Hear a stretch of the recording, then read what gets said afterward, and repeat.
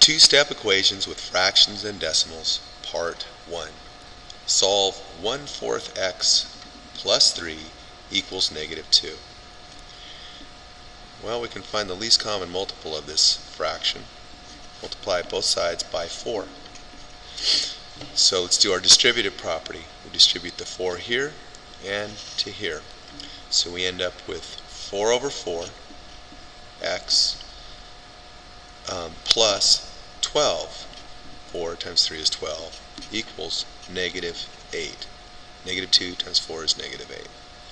4 over 4 is the same as 1, so that just cancels to 1. So now we have x plus 12 equals -8. So we want to isolate the variable, so we want to subtract 12 from here and subtract 12 from here. This becomes 0. -8 minus 12 is 20 negative. So x equals -20.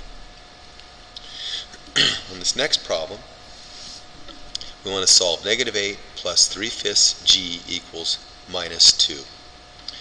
So let's get rid of the fraction. Multiply both sides by 5. Use the distributive property. 5 times 8 is 40, negative. 3 times 5 is 15 over 5, g. And then -2 times 5 is -10.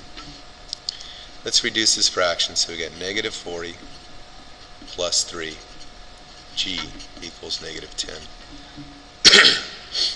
We want to isolate this variable, but we've got to add 40 to both sides. First, this is 0. This becomes 30. And I can rewrite this as 3g equals 30. To get rid of to isolate the g, or variable, I want to divide both sides by 3. These become 1. And g is equal to 10. On this last problem, we want to solve 8 minus w over 10 equals 3 over 5. The least common multiple for these two fractions is 10. So I'm going to multiply both sides by 10.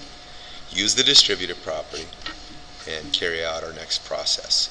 10 times 8 is 80. This becomes minus 10w over 10. 3 times 10 is 30 over 5.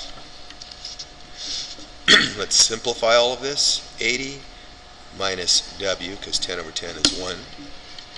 And then we have equals 30 divided by 5 is equal to 6.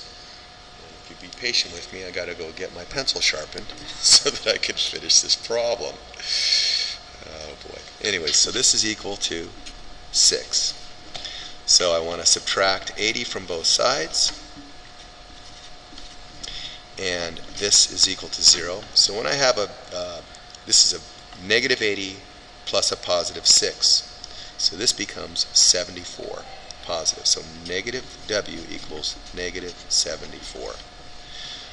I want to divide both sides by -1 because it's not written, but it's implied that's -1. So these negative ones cancel, and w is equal to 74. And that's it.